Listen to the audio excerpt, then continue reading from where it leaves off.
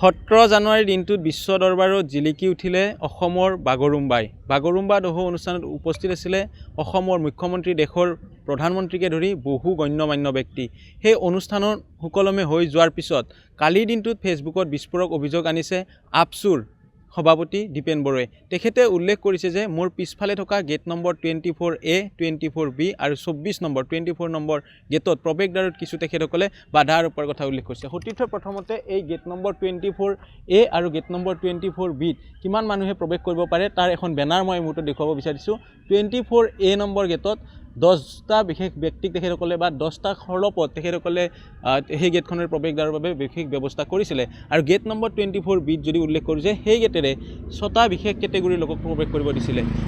প্ৰথমতে আহিছোঁ gate number 24Bৰে প্ৰৱেশ কৰা লোকসকল আছিলে অসমৰ মন্ত্ৰীসকল, তাৰে পিছত MP সকল, চিফ জাষ্টিছ আৰু অনাৰেবল জাজসকল সোমাব পাৰে, এডভকেট জেনেৰেল সোমাব পাৰে, CEM সোমাব পাৰে আৰু মেয়ৰ সোমাব পাৰে এটা তেখেতসকলে 24B ব্যৱস্থা কৰিছিলে। ঠিক একেদৰে 24A লৈকে যদি এইবাৰ যাওঁ আমি, তাত অনুযায়ী লিখা আছে MLA সকল প্ৰৱেশ কৰিব পাৰে, চেয়াৰমেন প্ৰৱেশ কৰিব পাৰে, যিসকলে পদ্মশ্ৰী এৱাৰ্ড পাইছে, অসম বৈভৱ, অসম গৌৰৱ বঁটা পাইছে তেখেতসকলে প্ৰৱেশ কৰিব পাৰে। ঠিক একেদৰে ডাইৰেক্টৰসকল পাৰে, আৰ্টিষ্টসকল পাৰে, মেম্বাৰ অফ সাহিত্য সভাৰ যিসকল মেম্বাৰ আছে, মিডিয়া হাউচৰ গৰাকীসকল সোমাব পাৰে, ডেপুটি মেয়ৰ সোমাব পাৰে, পলিটিকেল পাৰ্টিচাৰ্জ সোমাব পাৰে আৰু এক্সপাৰ্ট কমিটিৰ মেম্বাৰ যিসকলে এই বাগৰুম্বা দহৌ শিকাইছিলে তেখেতসকলে প্ৰৱেশ কৰিব পাৰে। আৰু এই মুহূৰ্তত উল্লেখ কৰিব বিচাৰিম যে সৰুসজাইৰ বাকৰিত 1 নম্বৰ গেটৰ পৰা আৰম্ভ কৰি 360 ডিগ্ৰী হয় এনেকৈ ঘূৰি আহিব লাগিব। এই গোটেই ঘূৰা সময়খিনিত লাগিব আপোনাৰ 800 মিটাৰৰ এটা দূৰত্বৰ সময় বা 800 মিটাৰ দূৰত্ব হয়। আৰু 1 নম্বৰত গেট আৰম্ভ হয়, 25 নম্বৰত শেষ হৈছে। 25 নম্বৰ গেটখন হৈছে অন্তিম গেট, তাৰ কাষতে আছে 24A আৰু 24B।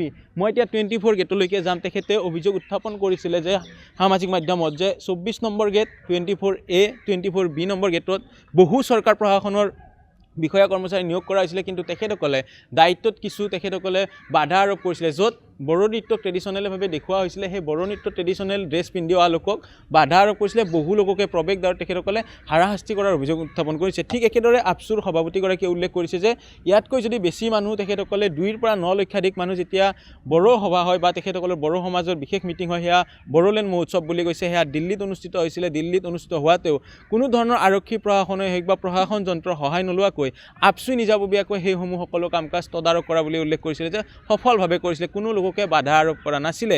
সেই কথা তেখেতে সেই ফেচবুক পোষ্টটোৰ যোগে বা সামাজিক মাধ্যমত সেই কথা তেখেতে উল্লেখ কৰিছে। ঠিক একেদৰে উল্লেখ কৰিছিলে যে কোকৰাঝাৰত অনুষ্ঠিত হোৱা তেখেতসকলৰ বড়োলেণ্ড মহোৎসৱৰ কথা, য'ত 2ৰ পৰা 9 লক্ষাধিক মানুহ হৈছিলে, য'ত আৰক্ষী প্ৰশাসনৰ পৰিৱৰ্তে তেখেতসকলে আপচুই সেইসমূহ দায়িত্ব সুকলমে কৰাৰ কথা উল্লেখ কৰিছিলে। সেইদিনা এই স্থানত হোৱা অনুষ্ঠানৰো তেখেতসকলে বিচাৰিছিলে যে দায়িত্বটো আপচুক দিব লাগিছিলে বা আপচুই সুকলমে কৰিব পাৰিলে হয়। সেই কথা তেওঁ স্পষ্টভাৱে ফেচবুক পোষ্টত উল্লেখ কৰিছে। তেওঁ কৈছে যে যিহেতু নিজৰ সাজ পোছাক পৰিধান কৰি আহিয়ে এইখন বিশ্ব দৰবাৰত দেখুওৱা হৈছিলে বা প্ৰধানমন্ত্ৰীগৰাকীৰ আগত দেখুওৱা হৈছিলে, সেয়েহে সাজ পোছাক, থলুৱা সাজ পোছাক, তেখেতসকলৰ যি দখনা আছে, আইৰাণা আছে, সেই পৰিধান কৰি অহা লোকক প্ৰৱেশদ্বাৰত কিছু বাধা দিয়াৰ কথা তেখেতে সামাজিক মাধ্যমত ইতিমধ্যে প্ৰচাৰ কৰিছে। আৰু সেই কথা কোৱাৰ পিছতে এতিয়া বিশেষ মন্ত্ৰীসকলৰে হওক বা বিধায়কসকলৰে হওক বা প্ৰশাসন যন্ত্ৰ DGP-লৈকে তেখেতে টুইট কৰিছে বা DGP-লৈকে তাত উল্লেখ কৰিছে। এতিয়া আৰক্ষী প্ৰশাসনৰ ফালৰ পৰা কি ধৰণৰ প্ৰত্যুত্তৰ দিয়ে বা প্ৰশাসন যন্ত্ৰৰ পৰা কি ধৰণৰ প্ৰত্যুত্তৰ দিয়ে বা কি ধৰণে তেখেতসকলে কোৱা কথাখিনি খণ্ডনে কৰে না অভিযোগৰ সত্যতা কৰে,